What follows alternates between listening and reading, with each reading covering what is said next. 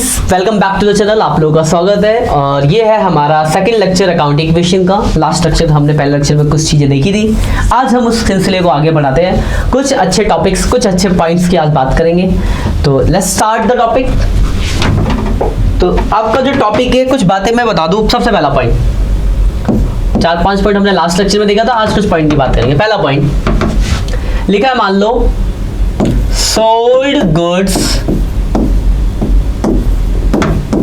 For cash 10,000। हमने goods बेचा cash में 10,000 का। देखो कहाँ का इफेक्ट पड़ेगा। अगर गुड्स बेचोगे कैश में तो क्या होगा, कैश प्लस होगा, गुड्स माइनस हो जाएगा। वही कैश की जगह उधार बेच, मान लो कैश की जगह क्रेडिट होता तो बस कैश में इफेक्ट ना पड़ के डेटल में प्लस हो जाता। यही होता, गुड्स बेचोगे कैश में तो कैश बढ़ेगा, गुड्स माइनस होगा। उधार बेचोगे तो कैश नहीं मिलेगा, डेटर आ जाएगा। लेकिन मान लो पॉइंट को थोड़ा सा चेंज कर दो, लिखा है सोल्ड गुड्स कॉस्टिंग 10,000 एट 15,000। अब पॉइंट ये आ गया कि आप 10,000 का गुड्स 15,000 में बेच रहे हो। ध्यान से देखा, आपने गुड्स बेचा तो आपके गुड्स माइनस हो जाएंगे 10,000 से, बट आपको जो कैश मिलने वाला है वो मिलने वाला है 15,000। तो 10,000 गुड्स से माइनस, 15,000 आपको कैश मिला तो कैश में प्लस। अब आपका हुआ है सर फायदा, तो फायदा जाता है कैपिटल में, तो 5,000 रुपए कैपिटल में प्लस हो जाएगा, जो भी आपका फायदा हुआ है। क्लियर है पॉइंट। कुछ ऐसे उठपटांग पॉइंट, इंपॉर्टेंट पॉइंट्स की मैं बात करने वाला हूं। अगला, अगर हम कोई एक्सपेंस पे करते हैं, एक्सपेंसेस पे, तो आप जानते हो एक्सपेंस पेड होता है, तो हम जानते हैं अब क्या होता है एक्सपेंस पेड में भाई। तो बोलोगे सर एक्सपेंस पे होता है तो एक तो कैश पे किया तो कैश में से माइनस, और जितना आपने पे किया है एक्सपेंस कैपिटल में से माइनस। लेकिन मान लो एक्सपेंस पे ही नहीं किया होता तो आउटस्टैंडिंग एक्सपेंस पे करना बाकी है, तो एक तो लॉस है तो कैपिटल से माइनस होगा भाई, और पे करना बाकी है तो ये आपके लिए लायबिलिटीज होगी। लायबिलिटीज में कॉलम बनेगा। तो एक्सपेंस अगर पे किया तो कैश से माइनस, कैपिटल से माइनस। पे करना बाकी है दैट इज लायबिलिटीज, तो एक लायबिलिटीज और कैपिटल से माइनस।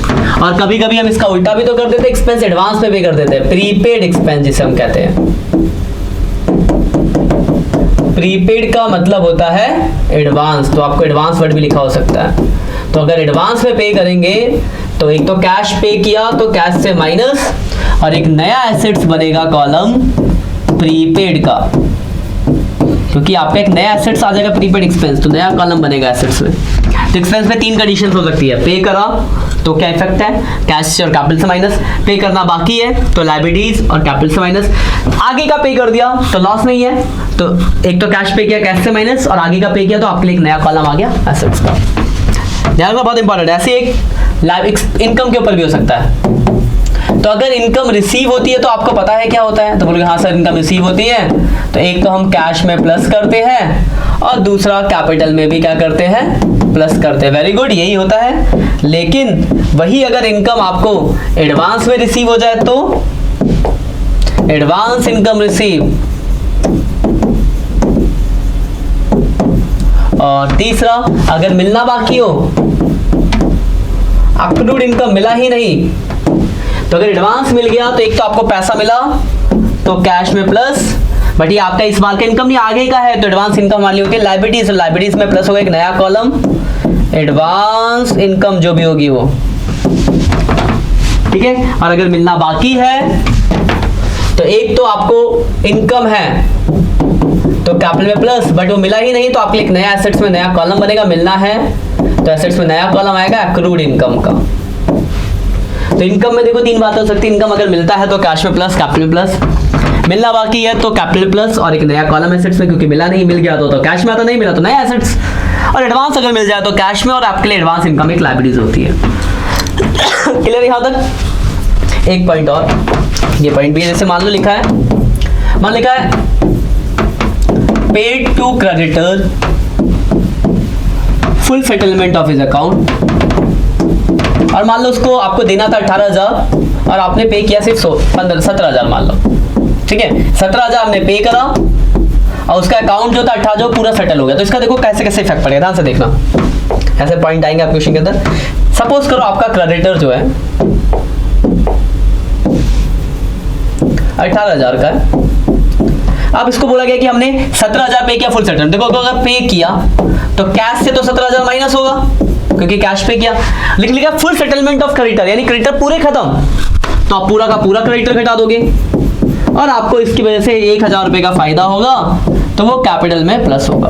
तो कभी फुल सेटलमेंट वाला वर्ड आता है तो उस डेप्ट को पूरा घटा देना, जितना पैसा पे किया पैसा गया और जो बेनिफिट हुआ आपका वो कैपिटल में सेट कर जाएगा। ठीक है, यहाँ तक सारे पॉइंट्स क्लियर है?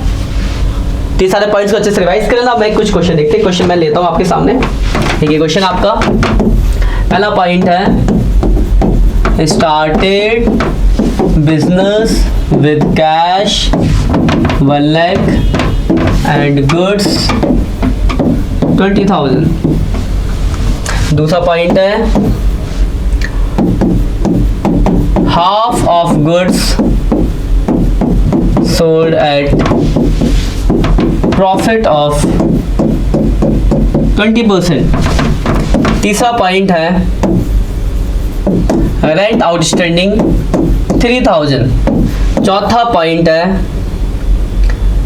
Advance commission receive 2,000। और पांचवा पॉइंट है डिपॉजिट इनटू बैंक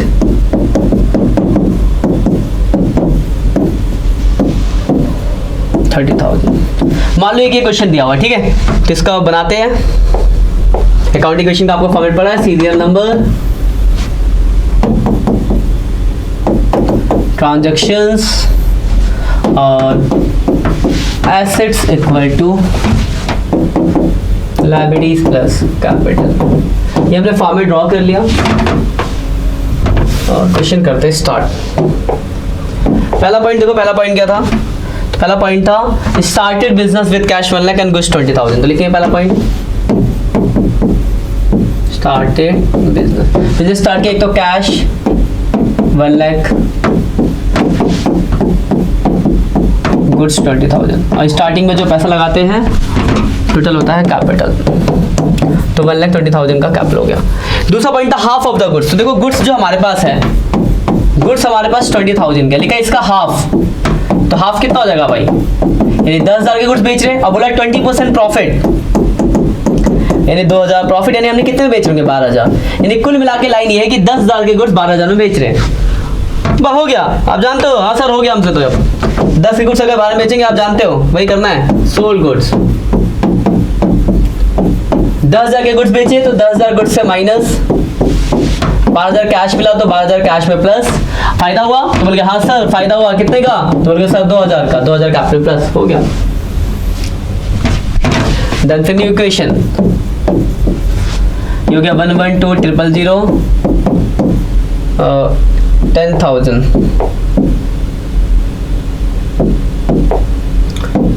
10,000 0 और 1,22,000।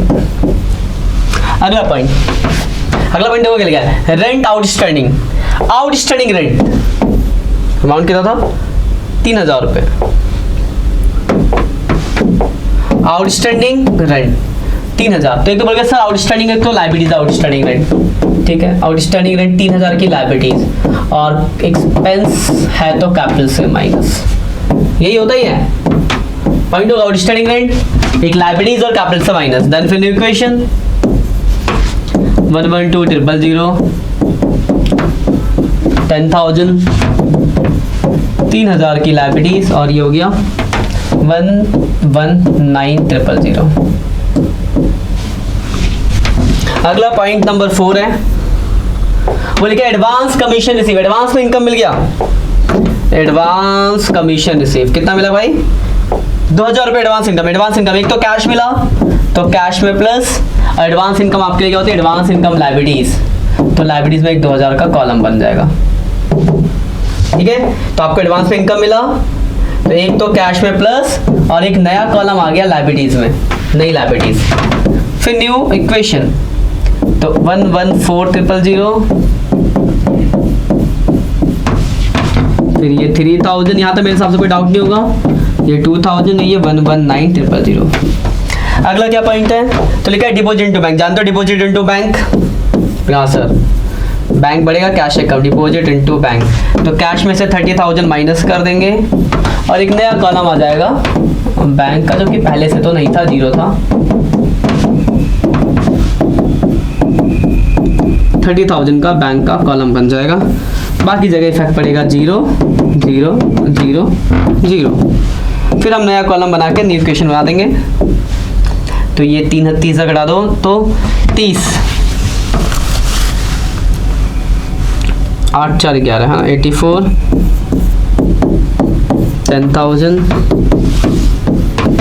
30,000, 3,000, 2,000 और 1190। समझ गए क्या बात को? तो ये आपका क्वेश्चन, थोड़ा मैं नीचे कर देता हूँ इसको। तो ये आपका क्वेश्चन हो गया खत्म, स्क्रीनशॉट ले लो आप इसका, ठीक है। तो एक क्वेश्चन था, काफ़ी अच्छा क्वेश्चन था, मेरे हिसाब से आप चीज़ों को समझ गए होंगे। तो मैंने इसमें कुछ जो क्वेश्चन तो मैंने बस कराया कि जस्ट आपके प्रैक्टिस के, लेकिन जो काम की बात थी वो ये थी, जो मैंने पॉइंट्स लिखवाए हैं, ये जो पॉइंट्स लिखवाए ना बहुत काम के, रेंट रिसीव में, इनकम के केस में, एक्सपेंस के केस में, वो स्टार्टिंग के, इनके स्क्रीनशॉट ले लो आप। पहले जो पहले 2 केस थे, मतलब गुड्स बेचने की कंडीशन बताई मैंने आपको, फिर ये एक्सपेंस की कहानी 3, इसके स्क्रीनशॉट ले लो, इनकम की कहानी 3, और ये जब प्रॉफिट वर्सेस वाली बात आएगी, फिर मैंने एक क्वेश्चन कराया। तो आई होप आपकी चीज़ों को समझ आया होगा। तब इन चीज़ों को, इन क्वेश्चनों को इंप्लीमेंट करो और स्टार्टिंग के बुक के पहले 5 क्वेश्चन करके देखो, आपको क्वेश्चन समझ आएंगे, मजा आएगा क्वेश्चन करने में। कोई परेशानी होती है तो हम यहाँ बैठे ना आपके लिए, कराएंगे, बताएंगे आपको, ठीक है। आज के इतना ही, मिलते हैं नेक्स्ट लेक्चर में। आज का लेक्चर यहीं ओवर करते हैं, बाकी बात हम अगली क्लास में करेंगे। Bye bye.